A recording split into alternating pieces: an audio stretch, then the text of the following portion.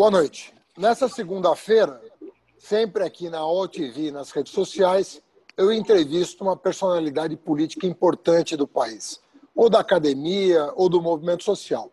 Estou aproveitando agora o período das eleições municipais para explorar ideias de personalidades que estejam disputando as eleições e oferecendo propostas inovadoras a partir de um ponto de vista progressista.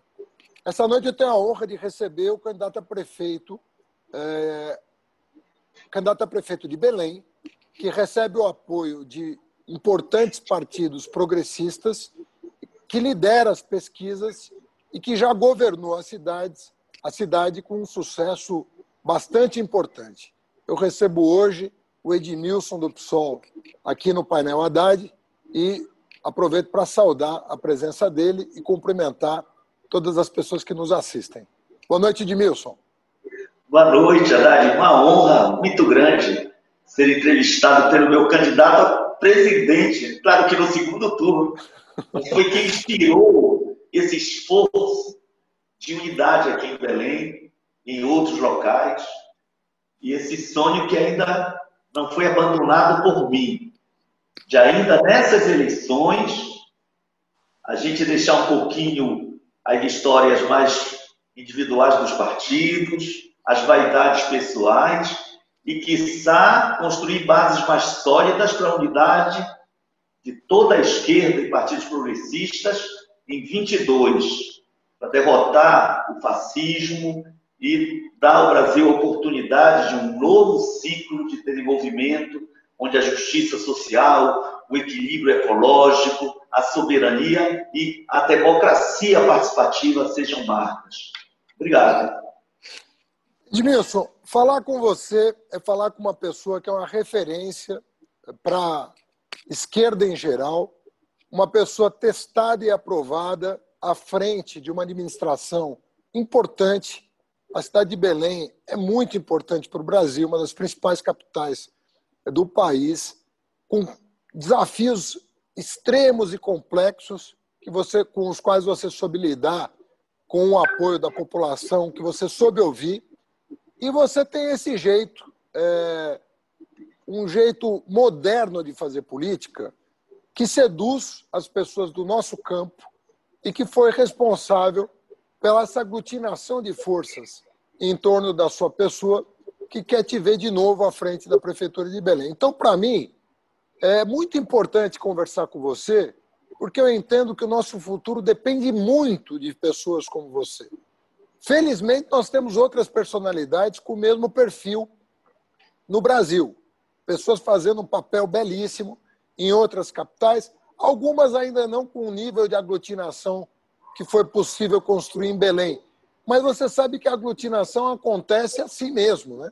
As lideranças vão surgindo, vão capitaneando apoio e surgem como expressão da vontade do povo consciente, vamos dizer assim, daquele que sabe, né, que está mais a par dos acontecimentos políticos do país. Eu queria que você desse um pouco a noção para a gente, até para o Brasil que está te escutando hoje, como é que foi construída essa aliança, como é que aqueles que se opõem a essa aliança e a sua candidatura estão se organizando, porque a gente tem muito medo que aconteça em 2020 o que aconteceu na reta final de 2018. Um turbilhão de fake news. Obviamente que você, tendo sido prefeito, é mais difícil alcançar a sua figura pública, porque as pessoas já têm um trânsito com você.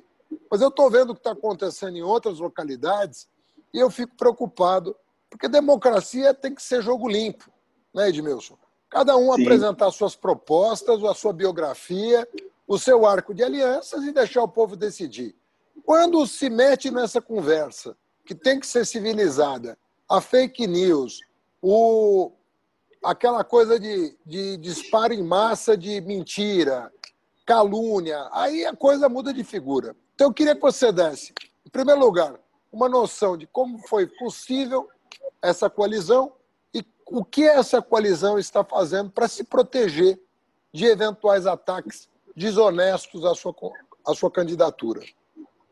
Haddad, como eu iniciei falando, grande parte dos democratas brasileiros e dos que têm vida partidária, que representam uma minoria em termos numéricos, mas os partidos têm um papel importante na formação de opinião, porque a estrutura legal, constitucional brasileira, ela exige que para ser candidato tem que ter ligação partidária, filiação partidária, né?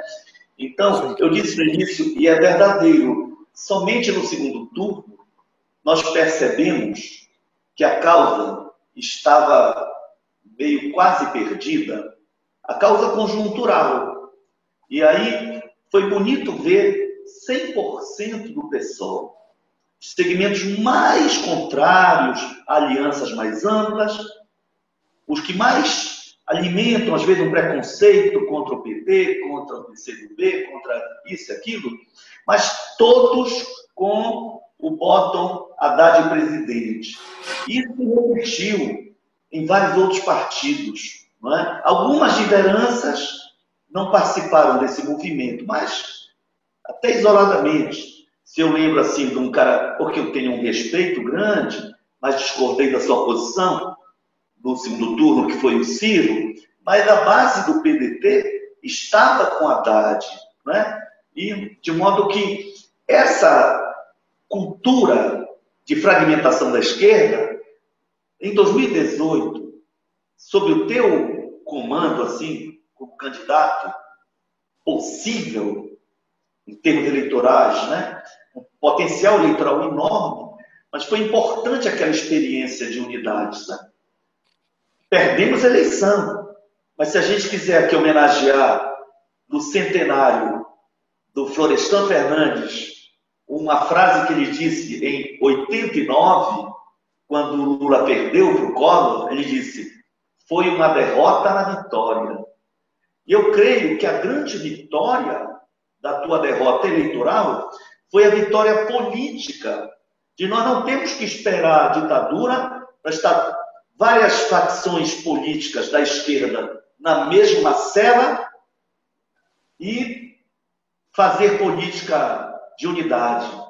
Então, infelizmente, não alcançamos o nível de unidade necessário agora no primeiro turno. Mas o processo é complexo. Até porque tu, como um grande cientista, e por tua sensibilidade política, social, a tua inteligência política, tu falaste no início da tua pergunta uma coisa importante. Para os partidos de direita, que têm donos, é mais fácil resolver. O dono diz: aqui tem que estar coligado com tal. Ou o dono regional deixa de ser dono, porque o dono maior decidiu. Então, é por isso que os partidos, em geral, de direita, vivem com diretórios precários, comissões provisórias. Porque quem dirige ali pode deixar de dirigir se não disser sim, senhor, ao dono do partido. Mas o PSOL, o PT, o PDT, a Unidade Popular, PCB, PCdoB, a Rede, tem lideranças fortes, mas não tem donos. E talvez isso, que aparentemente é ruim, nós não temos agora a unidade no Rio desejada, ou em São Paulo, ou no Rio Grande do Sul, né? Apesar da frente linda que a Manuela fez, a nossa querida Fernanda do PSOL, que é uma pessoa muito gentil, muito generosa, mas manteve a candidatura. Então, dramas que os nossos partidos vivem. A gente pode não concordar, tem que respeitar, não é isso? Então, mas isso não é negativo, porque isso só confirma o nosso compromisso democrático.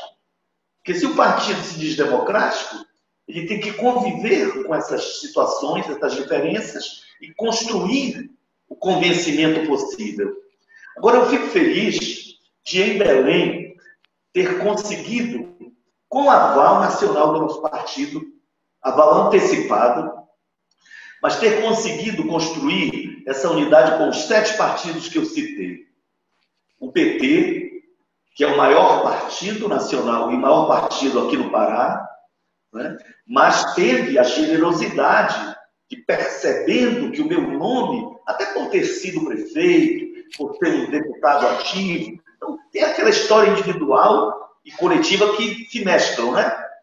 Mas nem todo mundo apoiaria um outro candidato do PSOL no primeiro turno, né? Então, o fato de eu ter sido prefeito e o modo de governar ter sido de muito respeito para com os partidos que compunham, e até os que não compunham o governo, mas respeito às lideranças, respeito às tendências internas dos partidos, né?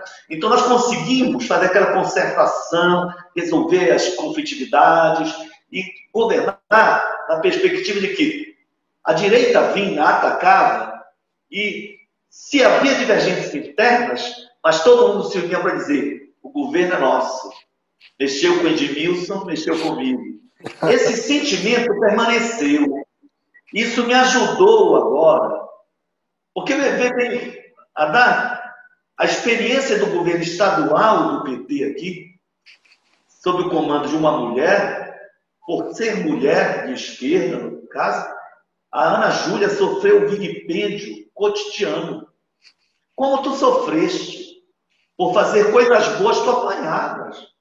Para garantir segurança no trânsito, priorizar os ciclistas, eu tenho 2 filhos que moravam em São Paulo. Fiz meu doutorado em São Paulo. Então, que coisa linda. Mas eu lembro o camarada na ciclovia, com a sua vida preservada, garantida, mas por ser uma classe média, acha que tem o rei na barriga e resolvia atacar. E isso ganhava projeção nacional. Eu aqui em Belém tenho lendo matérias, até manchetes contra uma política a favor da vida. Essa direita é muito canalha, é muito perversa. E nós enfrentamos 4 anos de muitos ataques. A Ana Júlia sofreu um vilipêndio por ser mulher, ela não podia namorar, mesmo sendo solteira, porque era atacada como se fosse vagabunda.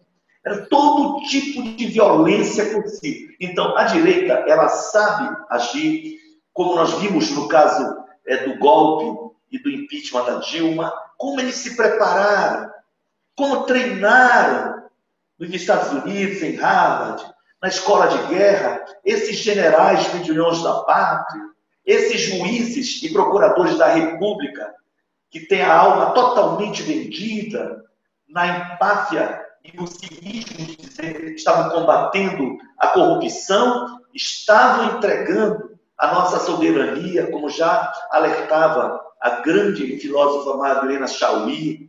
A estratégia era entregar nosso território, nossos recursos estratégicos. Então, isso tem que nos preocupar. Então, nós aqui temos o passo certo. Não vamos nos fragilizar porque temos diferenças. Vamos respeitar as nossas diferenças, mas temos que estar unidos já no primeiro turno. Só o PSB não veio porque o PSB, há muitos anos, está aliado aqui com os tucanos, que governaram contra o povo, um governo muito corrupto. Para você ter uma ideia, Tati, o prefeito atual, que está investigado por desvio de recursos da saúde durante a pandemia, ele foi eleito e cassado 3 vezes. Ele vai concluir o mandato por uma certa inoperância do Tribunal Regional Eleitoral. Ele vai concluir o mandato com 2 cassações. Somente há 1 mês se decidiu não considerar a 3ª cassação dele. Então, a democracia precisa realmente ser aperfeiçoada e nós temos um papel. As capitais têm um papel. Eu creio que essa relação respeitosa ajudou.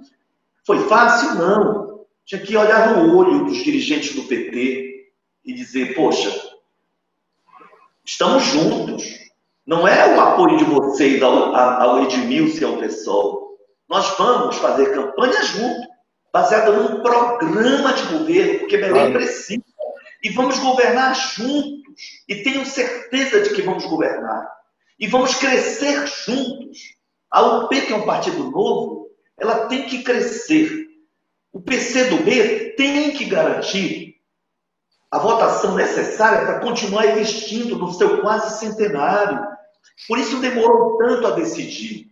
E eu ficava entristecido, porque líderes do PCdoB, tipo assim, Paulinho Fonteles, filho do deputado assassinado, Paulinho faleceu há 3 anos, 2 anos completou em outubro. E o Paulinho, eu tinha um sentimento de pai para filho com ele. E ele me amava como filho, como pai quase. Mesmo sendo um dos filhos mais amorosos e defensores da memória do seu pai. Mas ele tinha uma relação, para além da política, comigo. Então, é claro, quando o PCdoB demorou muito, alguns militantes nossos, vamos lá, vamos para frente, deixa esses caras de jeito algum. A importância do PCdoB é grande, o simbolismo é grande, a história é grande, a militância, quando decide, não faz meia política, ela se envolve realmente, organicamente na luta. Nós precisamos do PCdoB e eles têm direito de estar preocupados com o melhor passo agora nessa eleição, porque tem uma cláusula de barreira a vencer, que inviabiliza os partidos legalmente. Sim. Agora mesmo, vários deles não tem tempo de TV, não tem fundo partidário, não tem fundo eleitoral, não é? E é triste que um partido com a história do PCdoB não tenha. Mas o que eu disse para eles é, fazendo campanha para um candidato que em 40 e tantas pesquisas, o mínimo que apareceu foi com 26 ao longo de 2 anos, e que agora aparece já eleito no primeiro turno, com a votação indicada nas pesquisas de opinião pública. Então é aqui que vocês têm possibilidade de eleger uma bancada de vereadores. Claro. E nós vamos ajudar nisso. E vamos governar para que vocês possam efetivamente crescer. E não é dando o que se recebe, não. É governar porque vocês têm afinidade programática e vocês estão participando do debate programático antes de decidir se participam ou não da nossa coligação, porque esse foi um passo. Por isso, independentemente de vocês virem, eu quero que vocês indiquem quadros para participar do núcleo de sistematização do debate programático. E usamos as plataformas, reunimos quase 8.000 pessoas dos movimentos sociais, das 8 regiões dos distritos de Belém, e já com a participação de todas as lideranças desses partidos. Então, eu acho que não tem uma fórmula, mas eu acho também você abrir mão de certas doses de validade, ter humildade para entender a importância de todos, porque esse é o caminho. Mas não é fácil. Os ataques já começaram, viu, Haddad?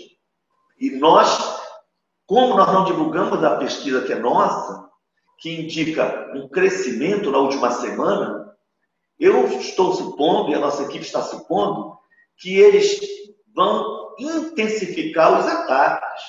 Então, lembra o pichuleco, a tentativa de humilhar, diminuir a imagem de uma liderança como Lula? Eles Sim. começaram a fazer abordagens minhas como se eu fosse bandido. Então, e com cabelos vermelhos do Bozo e nariz de palhaço, são ataques, até ter uma ideia, fake news assim das mais gritantes, porque eles que votaram para manter o veto do Bolsonaro, que congela salários, inclusive parte da bancada que se diz da área da segurança votou a favor do veto para impedir que um governo que tenha condições possa reajustar o salário de um policial que esteja atuando na pandemia. Eles fizeram um ataque dizendo que eu tinha votado contra ou a favor do congelamento do salário dos funcionários da segurança e demais funcionários que trabalham na pandemia. Então, são as mentiras, realmente, que eles querem tornar verdades pela massificação. Ataques grandes, mas até nisso, Haddad, a nossa militância de todos os partidos compôs um grupo, inicialmente eram 300 militantes, flagrou um ataque, imediatamente responde, manda para o grupo, todos infernizam aquele canalha agressor, entendeu? E os caras estão tendo dificuldade. Aí, imediatamente, a equipe de advogados Temos um escritório contratado, né, para nos assessorar e resolver os problemas que vão surgindo ao longo, burocráticos, mas tinha uma equipe que reuniu homenageando um companheiro petista, que foi nosso secretário de Assuntos Jurídicos, Egídio Salles Filho, faleceu, estava dormindo e teve um infarto.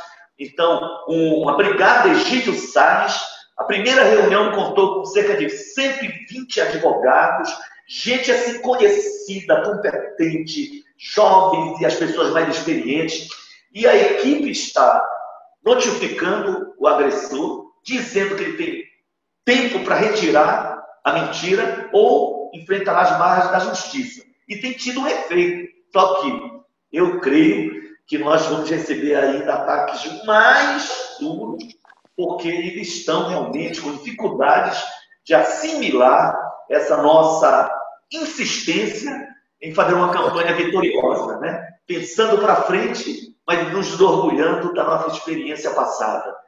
Então, se eles achavam que nós íamos ficar nos auto-flagelando, lembrando só do passado, não. Nós nos orgulhamos de ter feito muitas mudanças em Belém, de receber muitos prêmios, mas a nossa campanha tem como slogan Belém das novas ideias.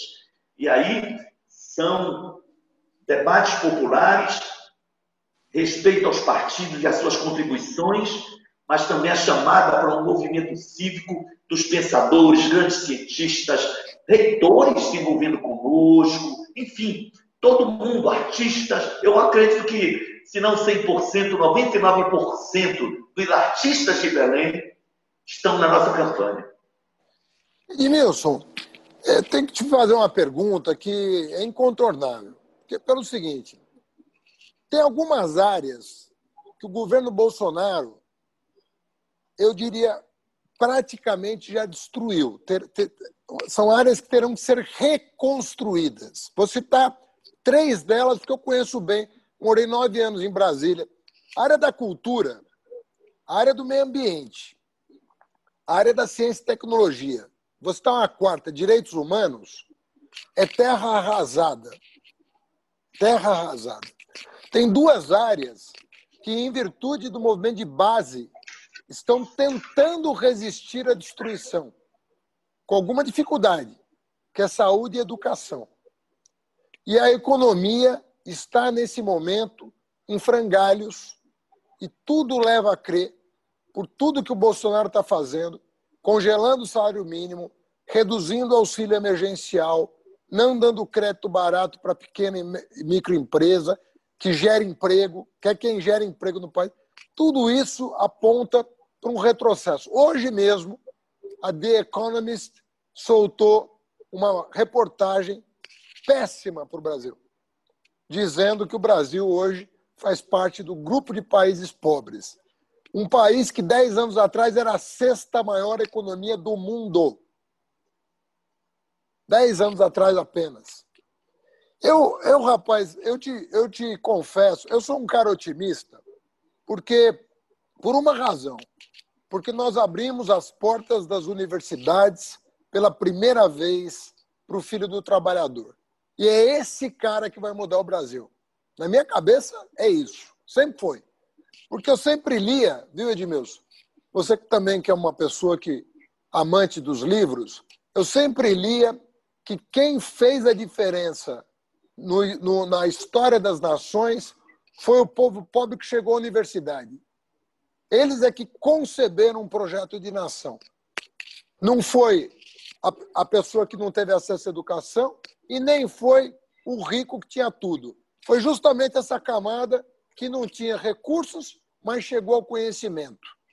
Essa combinação de falta de recursos materiais com conhecimento de ponta eclodiu os projetos nacionais, fez eclodir os projetos nacionais. A minha confiança é nessa geração que está sendo educada pela primeira vez. O negro, o pobre, o indígena, a mulher trabalhadora que está chegando aos bancos universitários. Agora, isso leva tempo. Pode levar mais 5, mais 10 anos.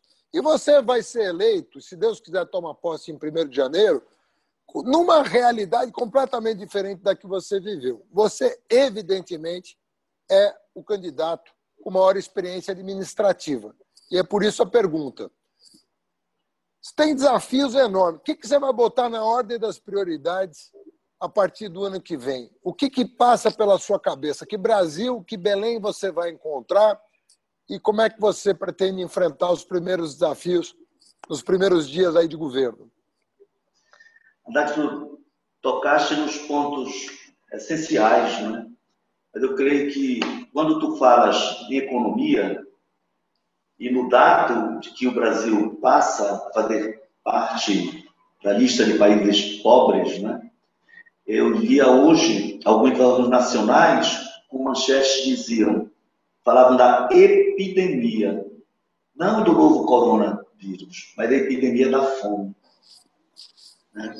E nós, tu, nós choramos da fome, não por passar fome, porque temos sensibilidade social, porque temos empatia.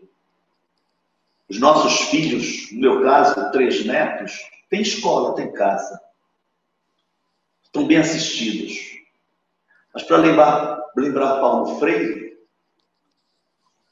Moacir Gadot, que continua vivo, né? Não dá para ser feliz só porque você tem emprego, comida, casa, seus filhos, netos também. Se tem criança ali chorando de fome e os pais humilhados por não poder resolver. Então, a tua resposta, a minha pergunta é: o combate à fome e políticas possíveis no âmbito municipal. Eu vou criar um programa, até penso em homenagear o nosso gênio brasileiro, Paul Singer.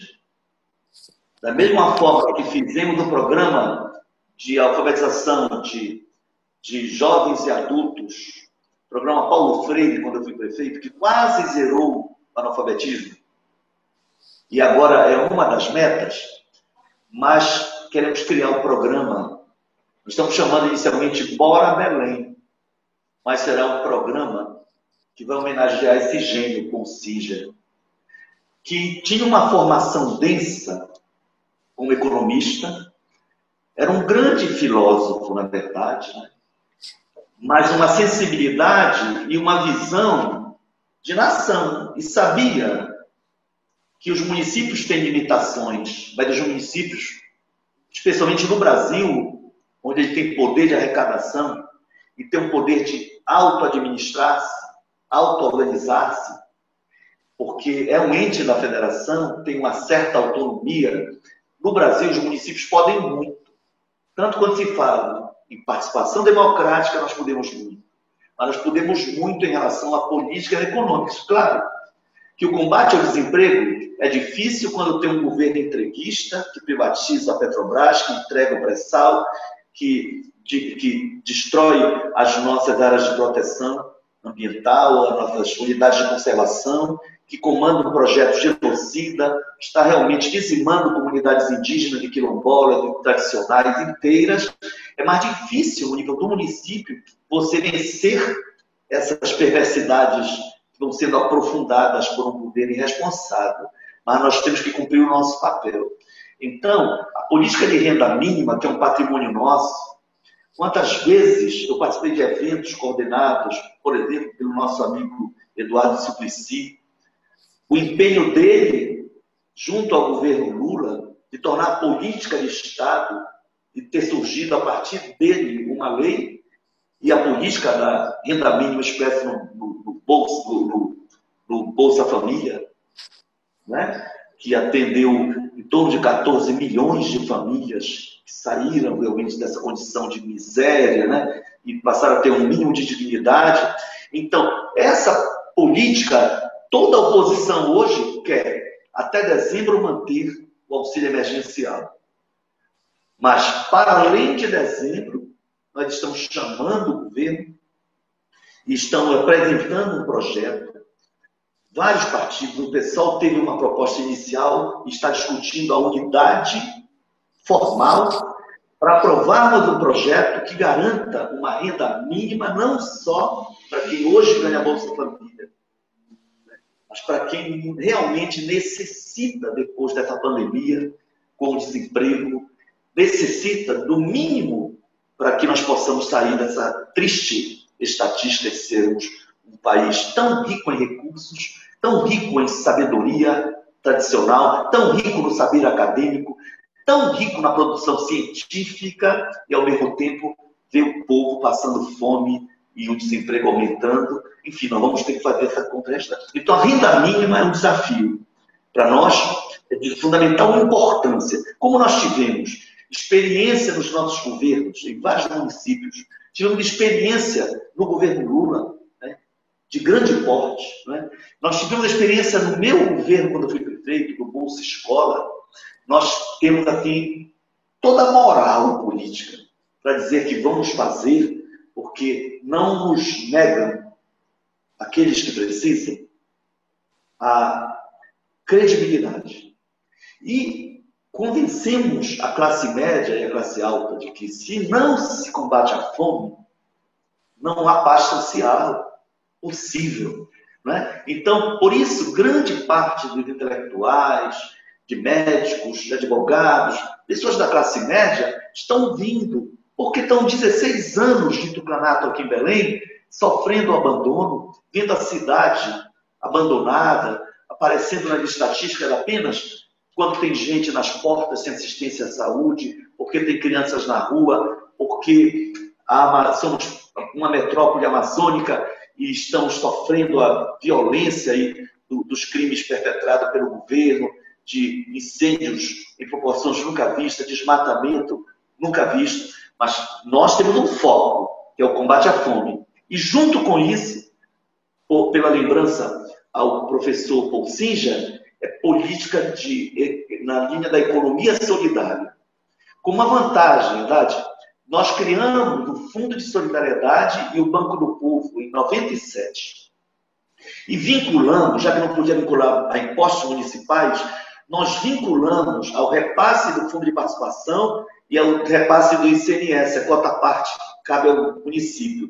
De modo que é um fundo muito arrojado e nós podemos iniciar o governo com uma política de formação, com programas para a área da juventude, programa Lilás das mulheres, a comunidade negra tem reivindicado um tratamento especial, mas o objetivo é geração de micro e pequenos empreendimentos e também salvar os que já existem e que estão sofrendo falência por conta da pandemia. Vai ser arrojado, então, renda mínima e a política de incentivo de microcrédito com juros muito baixos, né, para fomentar a economia solidária e gerar emprego também e salvar os empregos existentes. Essas duas medidas são uma, na verdade, elas vão compor essa prioridade assim de início de governo. Naturalmente, que quando tu falas na crise ambiental, eu estou pensando que nós precisamos de pelo menos 120 árvores plantadas em Belém. Então, vamos fazer um mutirão premiando famílias. Eu quero ver aquela família chegar aos dois pais, ou dois pais, duas mães, do pai e mãe, com seus filhos, cada um assumindo uma árvore. Vamos ter um plano para isso, que a metrópole da Amazônia tem 39 ilhas com grande parte da floresta preservada, mas a região continental, no centro tem as mangueiras, mas dá bairros tão adensados que realmente a floresta desapareceu. Então, esse é um desafio para ocupar na ONU, nas Nações Unidas, um status de metrópole arborizada, que hoje nós somos vistos negativamente. Então, numa obra que o prefeito fez, ele tirou 900 árvores adultas, recentes, para implantar o BRT. Um projeto burro, feito de forma criminosa, destruiu uma floresta linear importante. Então, nós vamos ter que consertar muitos problemas. Então, se a gente não pode tudo, mas acho que no município tem muitas possibilidades de combater essa situação aí de crise ambiental e usando ao mesmo tempo, incentivando a tecnologia. Por exemplo, a ideia de retomar o projeto Farmácia Nativa e avançar para além dos 6 medicamentos que nós produzimos, avançar na produção de mais medicamentos está vinculada à ideia de produção de ervas e a ideia mais ampla de agricultura urbana. Belém tem 50 e tantos mil, segundo uma pesquisa que nós fizemos, agricultores urbanos.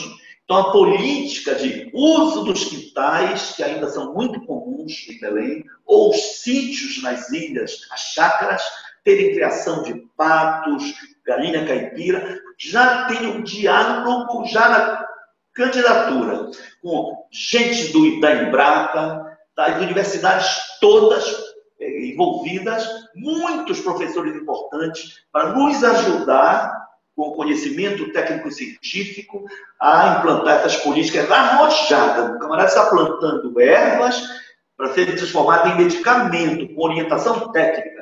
Ele está no quintal dele com alguns tanques produzindo tambaqui e outros peixes. E toda essa tecnologia já dominada, estamos já nos diálogos para não perder muito tempo. Então, é ao mesmo tempo uma visão de desenvolvimento que busca a justiça social, o equilíbrio ecológico, mas a economia solidária sendo a filosofia, né, que inspira toda essa dinâmica. Edmilson, você sabe que nem todos os brasileiros foram devidamente informados da importância do Prêmio Nobel da Paz desse ano. Eu explico. A imprensa muitas vezes escamoteia os dados. Quem ganhou o Prêmio Nobel da Paz foi um programa da ONU chamado Programa Mundial de Alimentos. Muito bem, a ONU ganhou. O que pouca gente sabe, a imprensa infelizmente não informou, é que 2 dos maiores idealizadores deste programa são brasileiros. Um que foi diretor-geral da FAO, o Graziano, né, que foi uma das pessoas que concebeu o Fome Zero e que, em função do Fome Zero, foi para a FAO. E o outro, eu tenho a honra de dizer, foi meu presidente do FNDE no MEC, responsável pela alimentação escolar, e que, em virtude disso, Daniel Balaban foi convidado pela ONU para transferir a tecnologia brasileira para países onde a fome era crônica. Olha só do que nós estamos falando. Um país que exportava tecnologia de combate à fome é hoje o país que inspira cuidados sobre a epidemia de fome. Pois é, uma tristeza. Então, agora, nós sabemos fazer. Esse é o ponto que a gente tem 2 maneiras de olhar o problema. Uma com a decepção do que está acontecendo, mas outra com a esperança de poder afirmar: nós sabemos fazer, nós soubemos fazer. O Brasil está vivendo uma outra realidade. E aí eu vou para uma pergunta que é importante para quem está te ouvindo, sobre a questão da saúde e educação. A gente sabe que o prefeito, como você falou, é sempre bom deixar claro, porque às vezes as pessoas acham que o prefeito pode tudo. O prefeito pode muita coisa, mas não pode tudo. Mas, por exemplo, na saúde, tem a rede de atenção básica, que é a atribuição do prefeito coordenar. E na educação, tem a educação infantil e, sobretudo, o ensino fundamental 1, né, que a gente chama, que é até o 5º ano, que também, na maioria das cidades brasileiras, é de responsabilidade do prefeito. Então, são 2 áreas sensíveis: atenção básica na saúde e a atenção à infância e a escola, nos anos iniciais, por parte da educação. Me dá um plano geral, o que você nota hoje de deficiências em Belém que você vai precisar enfrentar? Primeiro, a meta na saúde é realmente investir na atenção básica. O que não é um mero discurso, uma frase de efeito, dizer que a atenção básica ela evita internações ou serviços hospitalares até em 80%. Que é claro, muitas doenças são detectadas se houver atenção básica. Muitas mães deixam de morrer no período perinatal, durante o parto ou antes dele, se houver atenção básica, o pré-natal, né, os exames de ultrassonografia conforme as normas técnica, no mínimo exigido. Então, nós vamos investir muito na atenção básica e tentando harmonizar a rede instalada da atenção básica, que em geral tem como atividade, como lugar de atividade as unidades básicas de saúde, com o programa, esse será muito arrojado, de saúde da família. Porque nós alcançamos, quando eu fui prefeito, em torno de 44% de atendimento com o programa Família Saudável, Programa de Saúde da Família, 44% da cidade. Nós precisávamos alcançar 75%, que é aquilo que alguns chamam de SUS dependentes. 25% teriam planos de saúde, só que na nossa avaliação, 100% é o nosso objetivo, porque não há SUS dependentes, no sentido de que os pobres precisam do SUS. Todos precisam do SUS. O Sírio-Libanês depende do SUS. O Hospital do Câncer depende do SUS. As Santas Casas de Misericórdia depende do SUS. Né? O Albert Einstein depende do SUS. Qualquer hospital privado de Belém que faz uma cirurgia eletiva ou não, tem X guias de internamento hospitalar, de internação hospitalar. A IH, tu sabes muito bem disso. Então, nós temos o poder de controlar o sistema, de regular o sistema, porque municipalizamos a saúde aqui em Belém com 26 dias de governo. Em 97 já estava municipalizado. Então, nós podemos afirmar, não há um único hospital privado que não dependa do SUS. Então, para a classe média, os planos de saúde privados eram procurados, não tinha nem hospital para atender. E quando atendiam, o índice de morte aumentou, porque não tinha a estrutura que o SUS, mesmo sendo atacado desde o golpe que tirou a Dilma do poder, a redução de investimento em saúde tem sido brutal, e agora, com congelamento dos gastos, com a política de teto de gastos para as despesas primárias, a saúde já perdeu alguns muito bilhões ao longo desses últimos 4 anos. Não é? Então, todos que precisam de atendimento à saúde, de média ou alta complexidade, dependem do SUS.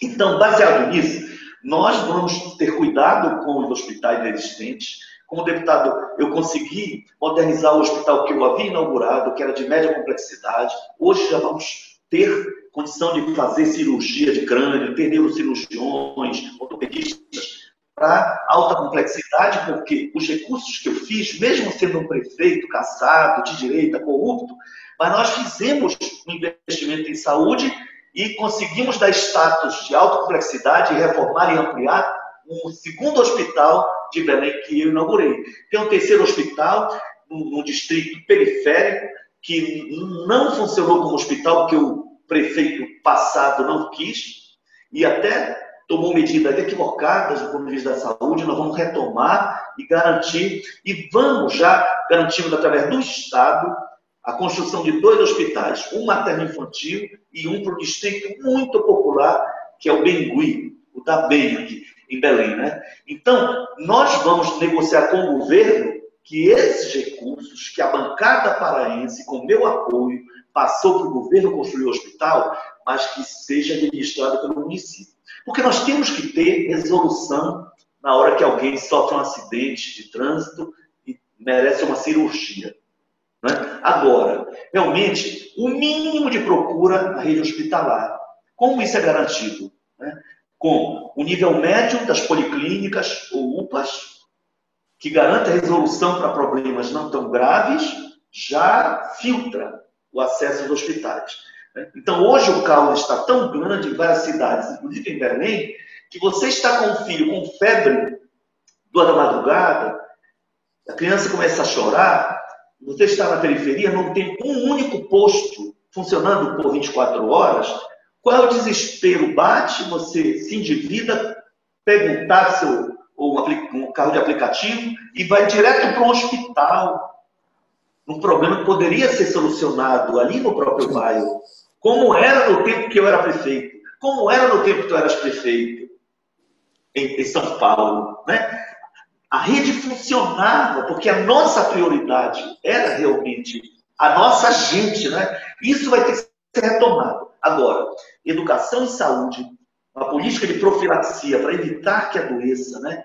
E, ao mesmo tempo, o tratamento, quando for necessário, já na rede básica, isso vai certamente diminuir a pressão sobre a rede hospitalar, vai tornar o povo mais saudável, e a meta na área da saúde é realmente 100% de família saudável. Isso é possível porque nós, sem o apoio do FHC, sem o apoio do governador, então, alcançamos 44%. E tivemos 2 anos do nosso governo com Lula, quando melhoramos muitas coisas, frota de ambulância nova, etc. Né? Mas, infelizmente, o principal investimento já ficou para os outros governos que abandonaram, contraditoriamente. E aí tu tocaste na educação infantil e na política de creches. Tu, como ministro, criaste um programa lindo que financiava a construção de creches. Sabe quantas foram dedicadas a Belém? Tu talvez não lembre esse detalhe. 79. O antigo prefeito que está preso não credenciou.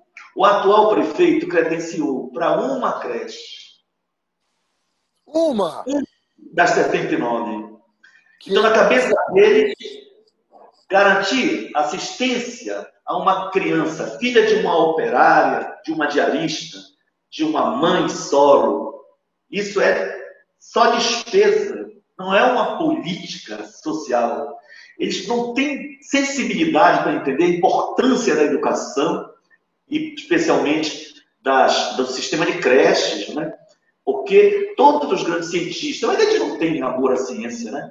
Mas se a gente lembra do Piaget, das correntes por ele influenciadas, o próprio construtivismo, é hoje um consenso de que até os 6 anos é quando se potencializa o desenvolvimento da perspectiva integral do ser humano, né? Seja a capacidade de aprender, no sentido a dimensão cognitiva, a sociabilidade da criança, né? E, ao mesmo tempo, o desenvolvimento psicomotor. Então, como é que você destrói esse direito, essa possibilidade de uma criança de menos de 6 anos se desenvolver plenamente? Né? O que o Fernando Henrique fez, criando o Fundef, implicou num prejuízo histórico.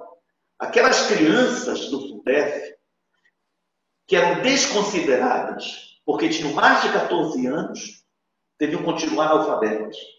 Se eram pessoas especiais com deficiência, também não contavam para as estatísticas. E se tinham menos de 7 anos, também estavam fora.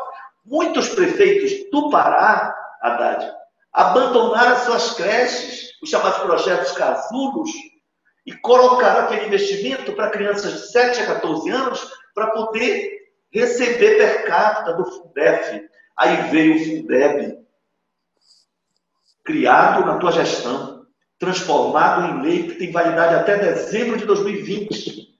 E agora nós conseguimos uma vitória que foi constitucionalizar o Fundeb. Derrotamos o Guedes e o Bolsonaro.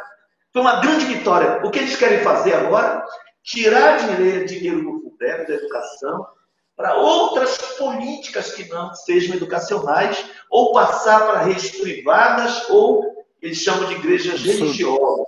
E nós não vamos, sem resistência, deixar que isso ocorra, esse crime contra a educação. Mas eu tenho certeza que nós vamos poder avançar muito, porque Belém carece realmente de investimento na educação infantil e naquilo que é, digamos assim, de fundamental importância, a garantia de uma mãe sair para o trabalho e deixar o seu filho em segurança numa creche durante o dia todo, né, com alimentação e assistência pedagógica, psicológica de profissionais concursados, profissionais de carreira, né? Edmilson, nós estamos nos encaminhando para o final, mas eu não posso deixar de te fazer uma última pergunta referente a uma das minhas paixões, que é a Rede Federal de Educação Superior. A nossa Federal do Pará é uma coisa extraordinária, um empreendimento que avançou para todo o estado. Nós criamos 2 universidades, uma em Marabá e uma em Santarém, para cobrir realmente esse território que é continental. Falam que o Pará é um país. Não, o Pará é um continente, não é um país. Mais do que um país. E eu tenho muito orgulho com os nossos companheiros da universidade, ter ampliado, mais do que dobramos o número de vagas. Hoje, o filho do trabalhador sonha com uma universidade, ele tem a chance de fazer no Enem, fazer um belo curso ali, né? Pode ser em Belém, pode ser nas cidades do interior, que são várias atendidas hoje. Eu queria te fazer uma pergunta em relação à federal. Sabe que as universidades públicas, obviamente, que estão sob ataque do Bolsonaro, porque o Bolsonaro não consegue conviver com quem pensa. Ele tem a dificuldade de lidar com quem pensa diferente dele. Seja artista, seja cientista, seja político, ele tem a dificuldade. Mas eu queria te perguntar, na tua gestão, agora que porque você pegou uma fase da Federal do Pará, nos anos 90, que estava também debaixo de sarrafo, né? Porque estava sofrendo muito. Eu, quando assumi o Ministério da Educação, as universidades ainda estavam no rescaldo do que tinha sido os anos neoliberais, que você enfrentou muito bem como prefeito. Agora você vai pegar um momento em que a universidade está sob ataque, mas, ao contrário dos anos 90, ela é forte. Ela é uma instituição forte. Tem muita gente, muito estudante, muito professor, muito funcionário. É uma comunidade hoje que dá medo no Bolsonaro. Você vislumbra a possibilidade de uma aproximação da prefeitura com os quadros técnicos da universidade para formular políticas públicas que estejam à altura dos desafios do futuro próximo? Como é que você vê essa parceria entre prefeitura e a cidade do conhecimento, que é a Federal do Pará? Total, Rádio. Nossa relação é muito estreita com todos os institutos. Desde o Instituto de Ciências Jurídicas, Ciências das Artes, tem sido parceira, porque a nossa perspectiva é a economia criativa, né? Então, arte não é um gasto, uma despesa, né? Então, nós temos que ter política cultural e política para quem faz arte e política para o cidadão ter acesso aos bens artísticos, né? Nem todo mundo vai ser artista, mas todos têm direito. E tudo isso tem que estar pensado na perspectiva da economia solidária. Não a economia capitalista. O objetivo não é o lucro, mas é aquilo que qualquer economia, em qualquer momento da história, no socialismo, no futuro de homens e mulheres livremente associados, como pensava Marx, nós vamos ter a produção de mercadoria, vamos ter que ter emprego, ter que honrar o trabalho, dignificar o trabalhador, né? Então, um pouco essa perspectiva. E a universidade pode muito, porque as soluções técnicas dependem do conhecimento que a universidade produz. Naturalmente, a extensão, como elemento indissociável da pesquisa e do ensino, ela ganha força nessa perspectiva de parceria do governo municipal com as universidades. Porque aí a extensão tanto é a universidade a serviço do cidadão, mas como é a universidade aberta a ouvir o cidadão para incorporar no processo de desenvolvimento da produção do conhecimento científico, considerar o saber popular, que é um patrimônio do povo, né? Então, quando eu falei há pouco da economia solidária e vinculei a questão de fármacos, ou de hortaliças, ou de pescado, nos quintais, nos sítios, nas ilhas de Belém, eu estou falando coisas que o caboclo já faz. O remédio que o caboclo faz pela sabedoria ancestral, né? O alimento que o caboclo faz. Você já provou a maniçoba? Quanto tempo, né, os indígenas chegaram à conclusão de que não tinham que ferver a maniva? Eles não tinham laboratórios, não tinham como testar a acidez, não tinham como testar o grau de veneno que ela produzia, aquela folha. Mas, pela experiência milenar, ferve no mínimo 5 dias, 7 melhor. E você cria uma alimentação que é democrática. Ela é o oposto dos fast food, né? Porque ela exige uma semana para produzir. Por isso, é panelaço, muitas panelas e a lenha queimando.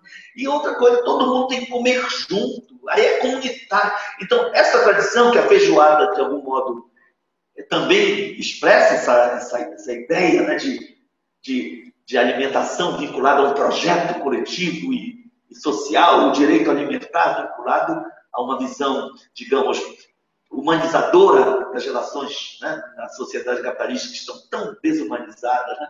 Então, isso tudo tem que ser considerado.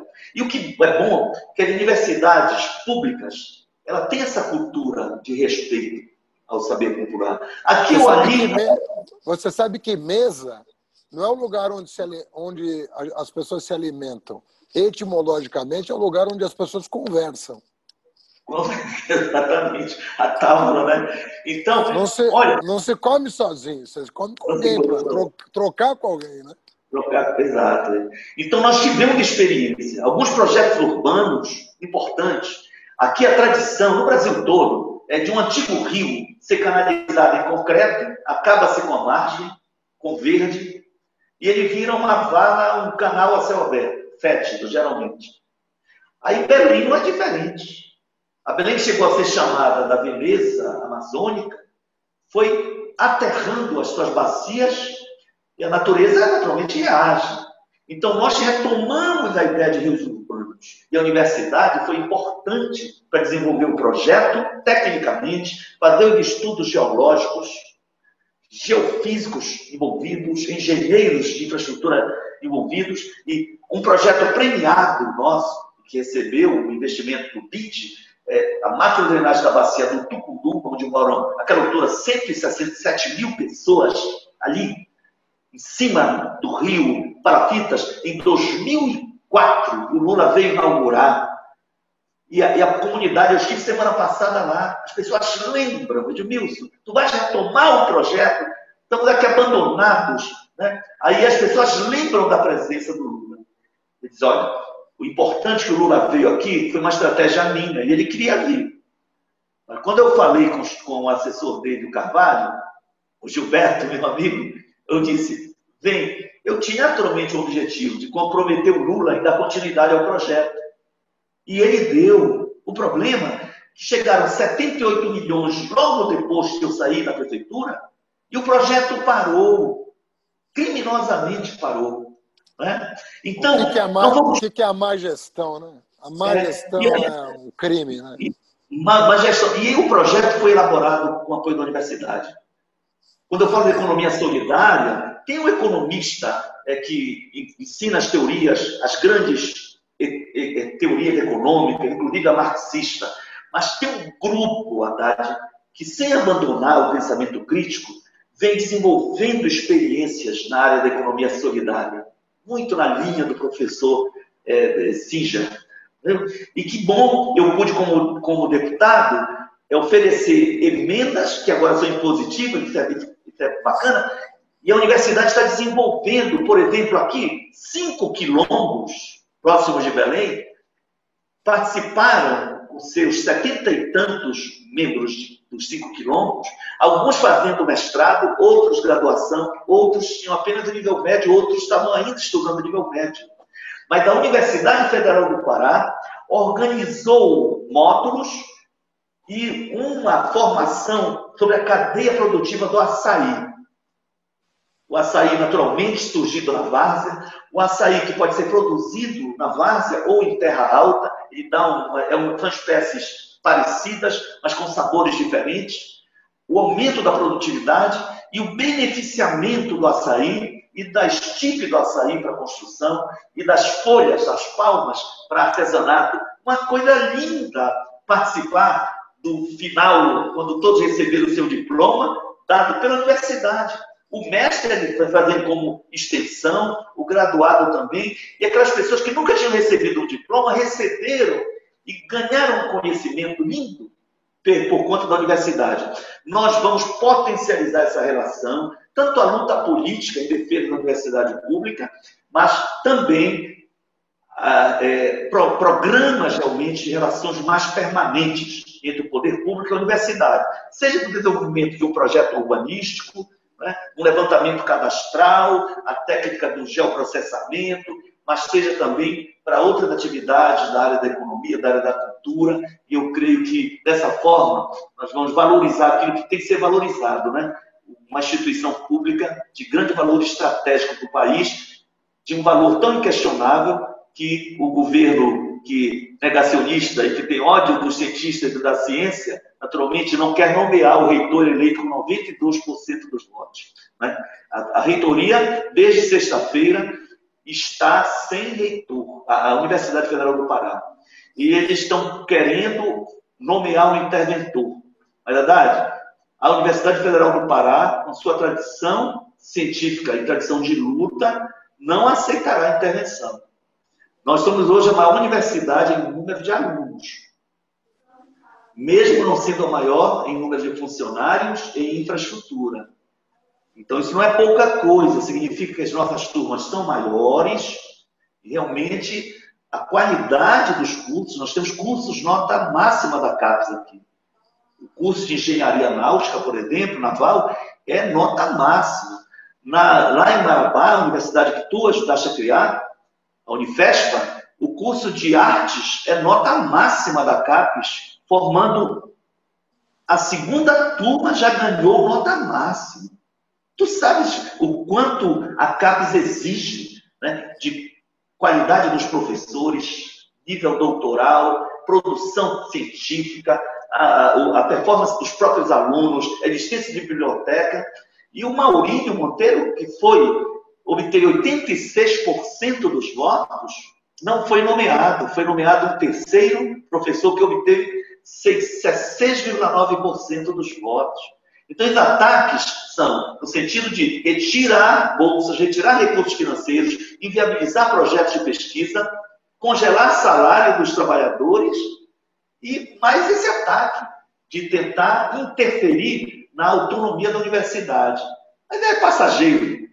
2022, estaremos juntos e governaremos o Brasil na produção aí desse futuro verdadeiramente democrático, um país soberano, porque o Brasil está predestinado a esse futuro justo e feliz. Edmilson, eu queria te cumprimentar, te agradecer.